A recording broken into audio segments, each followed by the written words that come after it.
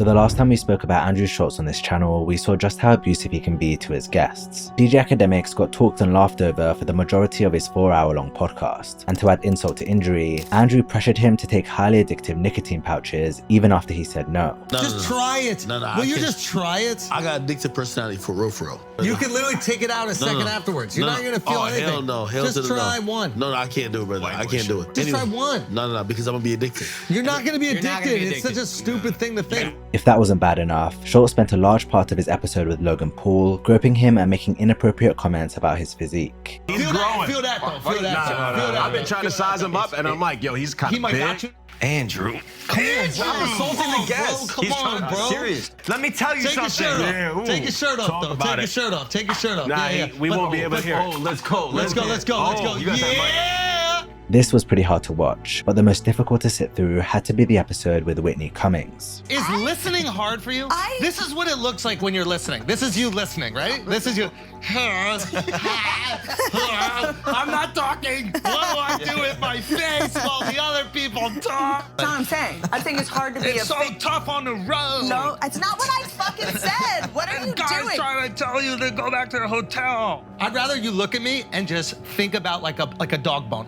Just think about a bone. After seeing all of this, it was hard to imagine how Schulz could get any worse, but somehow he's managed it. In June 2024, he released a video on his Patreon where he went after the popular online creator Jeff Wittek. A few years back, Jeff got in a horrific accident where he suffered serious injuries to his eye. At the time, he was part of the Blog Squad, a famous YouTube group led by David Dobrik, which was known for doing stupid, often dangerous pranks for views. One of these pranks ended up changing Jeff's life forever after he agreed to be swung around on a crane by Dobrik. David increased the speed of the crane as Jeff was swinging, then panicked and quickly reduced the speed, causing Jeff to slam headfirst into the body of the crane. He tore some ligaments in his leg, he broke his foot, he broke his hip, he shattered his skull in 9 places, he shattered his eye socket, and he almost lost his eye. To make it worse, he also got brain damage, which led to depression and mental health problems as a result. It was life-changing, and Jeff still has complications to this day that require surgeries. But in Schulz's opinion, he should just stop complaining. Isn't it Jeff Wittek the crane? Is he still crying about that, dude? Why is that guy still fucking crying about that? I got hit by a crane and I'm blind now. It's like, get over it. I have no idea what you're talking about. There's this guy, and then the fact that he has the balls to be a barber still. No patch-eyed motherfucker's gonna touch my hair, and look at my haircut.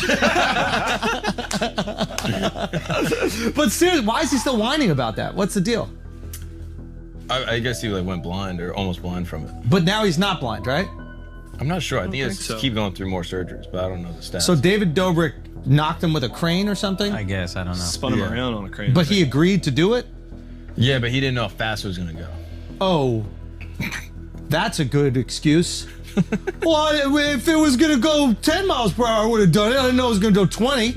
You knew you were gonna do some dumb, dangerous shit, and then something bad happened. Yeah. The only reason we're watching is because we hope something bad happens. It's true. When somebody's on a crane, you're not going, man, I hope they abide by all the rules and regulations of this thing. Yeah, like all the jackass people, if they got hurt, I don't give a fuck. That is the point of the activity. Yeah. You were just his dumbest friend that he selected to do it. He's not asking the smart friend. He's asking the fucking idiot who's willing to get hit in the head by the crane. Jesus Christ. Right? The truth is, no one can argue that Jeff didn't make a bad decision by getting on that thing. He put his safety in someone else's hands, and that's on him. But David was his friend, and before he got on the crane, he promised him he'd go slow, which he absolutely didn't. When I got on the rope, it was supposed to swing slow. And then this little fucking dumbass, tried to prank me by flinging me off. That's why the shit happened, you know? So it was a fucking silly prank for him to get more views that risked my life and forever gave me lifelong injuries. So, you know, I'll try to stop talking about it when I don't have surgeries and I'm not dealing with shit, but it's just tough to not talk about it, you know? The reason Jeff's still talking about it, aside from the daily issues his injuries still cause him, is because he's currently in a legal battle with David for $10 million. Regardless of the reason though, what Andrew said was just cruel. It's clear he knew very little of the situation, but he chose to mock Jeff anyway. And the one person on that couch who knows Jeff and his story didn't defend him. You see, Jeff went on Mark's podcast some months prior, and he no doubt would have researched him beforehand. Despite that, he didn't stand up to Schulz at all, which is just another example of why people say Schulz is surrounded by yes men. meant. Maybe that's why he's upset. Like when he woke up, he realized, oh, I was the only one retarded enough to do this trick. And then we still got to hear him fucking cry about it. Right? Andrew went on to rip into Jeff even further, but before we get into that, I'd like to thank MyBookie for sponsoring today's video. Imagine you're at a bar with a friend. You're talking about the upcoming fight between Anthony Joshua and Daniel Dubois, and he's convinced AJ is going to deal with him easily given he's been on a hot streak lately. You, on the other hand, don't buy the hype. You believe AJ just had easier fights and hasn't actually improved as much as people think. So you tell your friend you think Dubois will catch him and knock him out.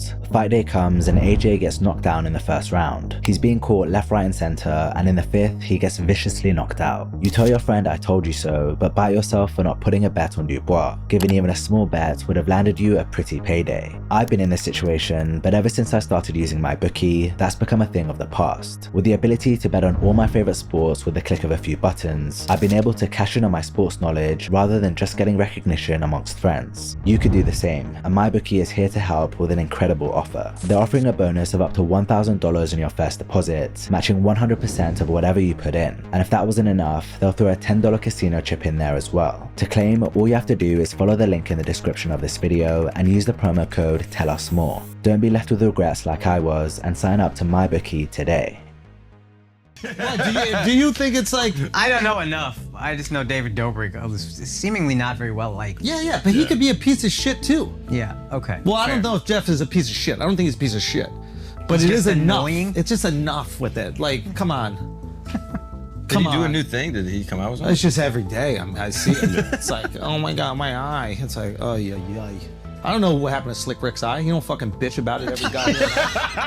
At least Akash reserved his opinion since he didn't know enough about the situation, but it was hard to watch them all giggling at Schulz's insensitive comments. A few days after this clip was posted, Andrew fired more shots at Jeff by comparing him to Joe Biden in his presidential debate against Trump. He said, switch him out. They gotta give Biden the Aunt Viv treatment. He's up there mumbling like he got his head caved in by a crane. The sad thing is, Andrew and Jeff actually used to be friendly, but the reason Schulz went in on him like this was because of comments he made on a podcast a month prior about how Schulz marketed his comedy special Infamous. Andrew Schulz, he put out a special and he sold it for the first 2 weeks and he told his fans it'll never come out publicly, and then he just dropped it publicly, so he made millions of dollars off his fans and then just gave it out to everyone for free.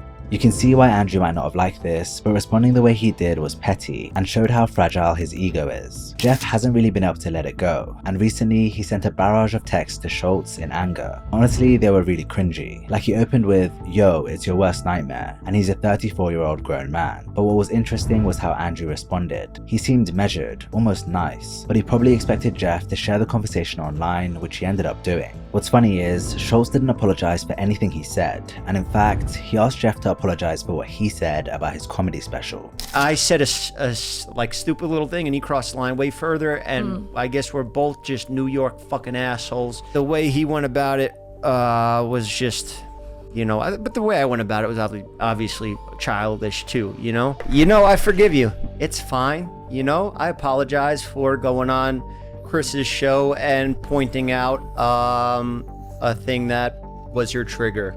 And I accept your apology, even though that you haven't given me one yet, but I accept it because I know it's coming. So who knows? Andrew and I may have a lot more in common than I think. One thing I'd happily bet on is that Schulz won't be apologizing to him, because as you'll see from his most recent controversy, that's just not something he does. In July 2024, Andrew had James and Fuhad from Shits and Gigs on his podcast. These guys have become really popular over the past few years, with their YouTube channel having almost 2 million subscribers. They're from the UK, but went over to the US this summer to do a tour. For the most part, they've avoided controversy in their come up, but since their appearance on the Flagrant podcast, it's all gone downhill. While they were on, Andrew made some race-related jokes as he often does, and in this case, the group he joked about were black women. So you'll see a guy who's had a black girlfriend, all of a sudden he's got a buzz cut, like clean shape up. Glows up, bro. I like that. I like that. They shave their hair because they start losing it. Because they're so stressed being around this black girl complaining about shit all the fucking time. That's why they gotta shave their Nah, hair. bro. White guys with black girlfriends, They grow a step- beard they step their because dick there's up. more cushion when they get slapped the fuck out of. That's hilarious. I think the black girlfriend effect. It might be a protective instinct, bro. You think? Yeah. Do you guys have you ever had black girlfriends? Yeah. Have you ever had white girls? Yeah. Yeah. Oh wow. Okay. What's your favorite?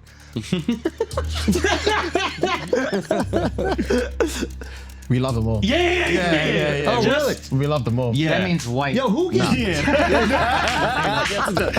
That means what? Hey, let me get a US translation. Kendrick fans? Get him! We love them all. Hey, that's royal English for white.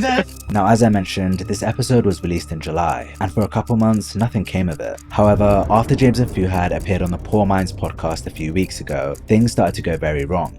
In Atlanta, I've seen the least baddies so far. Oh. Yeah. Hey. I'm I- surprised. But nah, we'll still got a couple days. Maybe we'll find out. But yeah. I've seen like 2 or 3. So what makes a girl bad? Like, what's the criteria?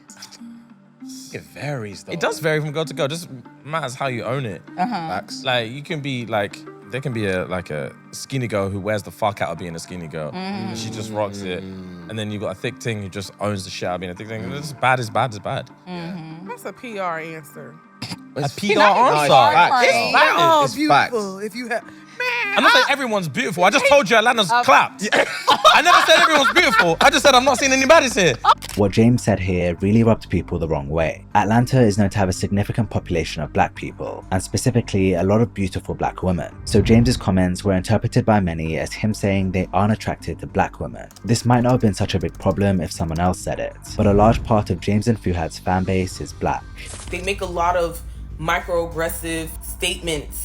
I just think that James and Fahad don't like or rate black women. I hope that everyone who has watched that, every black woman that has watched that, doesn't feel away, because who are these men anyway? You can guess what happened next. People started to look back and see what other evidence they could find of them disrespecting black women, and they didn't have to look far. The flagrant episode showed them laughing at jokes about black women made by a white man, and that was enough to get their black fan base up in arms. It's anti-blackness. It's anti-blackness. Say something, do something. They're talking about your people. You can see people really weren't happy, and it only got worse when an older clip got dug up of them insinuating that you're better off being a white woman than a black woman. And there's this girl that she used to watch on a TV show who was obviously black. She was like, oh, I wish I was her. I'm thinking, what? Jesus Christ. She kept on saying, oh, I wish I was black. I wish I was black. I'm thinking, Jesus Christ. What? For starters, if you was black, you wouldn't be getting any black men. So I'm just saying.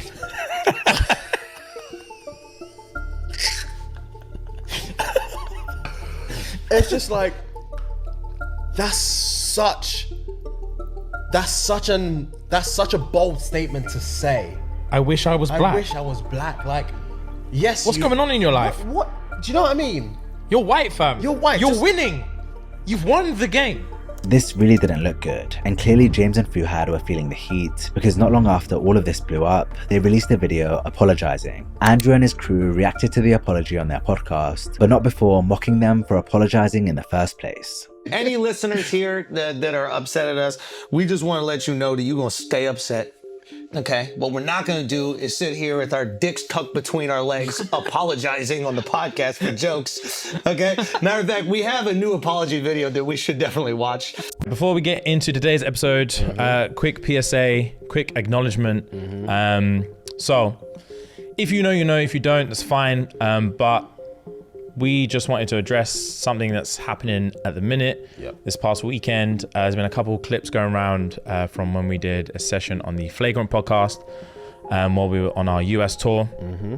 And there were a few jokes made that were incredibly inappropriate. One specifically pertaining to black women. And in the clip, Andrew was making a joke. I'm not even going to get into specifics. Making a frankly racist joke. And we were laughing at it. And to give, there's first of all, before we get into like specifics or anything like that, obviously there's just literally no excuse. There is no excuse. Agreed. There's no fucking excuse. Ow. Can you pause this? I'm sorry. No excuse for that. I just want to take in the beginning of it. There's no excuse for jokes. There is never an excuse for making jokes. I just want that to be clear. There is never an excuse for making jokes with the boys. Go on. Let's take it serious. Look at how sad he is over on the left. Real thing. Like it is, yeah. Fight or flight is a real thing, and it's He is. so Do you not see easy how? to say, We should but go back. when you're in the We should go back because he's going through it right now. Look how he practiced this. I'm gonna pick my skin on my finger. guys. No. I need you to watch it. Look, he bite his bottom lip like, oh fuck, man. Clearly, Andrew was enjoying this. James and Fuhad were trying to shift the blame onto him, but this type of stuff is expected from Schulz. Cancellation only works when someone does something out of character, which makes their fanbase no longer want to support them. But Andrew's fanbase love him because of the edgy, offensive shit he says. For shits and gigs, their content is tame, and that's what their audience is used to. So it's no surprise they caught most of the heat for this, even though they didn't make the jokes. Fight or flight is a real thing, and it's so not easy to say, but when you're in those situations, you look at it through a lens of like, bro, if it was me, I promise you I'll stand up, I'll kick them cameras down, I would smack homeboy in the face, I would say this, I'll do that. But when you're in there, you're in shock. You're in shock, and all you want to do is move on. Yeah, bro, move on is the fucking word, bro. All you want to do is fucking move on. Just move on to the next thing. Just move on to the next thing. I've been there. I know what that's like. When you're just having fun and laughing with the boys, and you're like, I just can't wait to move on from this. Don't you know that feeling when you experience the fight or flight and then you just laugh? Does that happen to you guys when your body is just being torn with the primal urge to either fight or flight, and instead you just go, ha ha ha? Do you guys ever have that feeling? This might be the one area where Schulz and Shits and Gigs upset fanbase see eye to eye, because they didn't buy the apology either. These guys are talking about hanging out with Andrew Schulz as if it was some sort of traumatic event. You can totally tell this apology is not genuine and that they were forced to do this. They looked way more uncomfortable apologizing than laughing. Never saw someone laugh that hard while allegedly being in shock and in fight or flight. The nail in the coffin came when Andrew revealed they asked for parts of that podcast to be removed, parts they weren't comfortable being put on the internet. However, when reviewing the footage, they didn't have any issues with the section about black women being left in. Pause. You know what's mad funny about this? Is that they had shit that they asked to take out the episode. You know what they didn't ask to take out? This goes to show they were only apologizing because of the backlash, not because they truly meant it. The reality is, these two should have known what they were signing up for when doing a podcast with Schulz. It was never going to be PG. That was their first mistake, and apologizing for it made the situation even worse. Schulz has walked away from the situation unscathed, or perhaps even better off since it's given him extra exposure to a UK audience, while Shits and Gigs on the other hand have been left behind to pick up the pieces.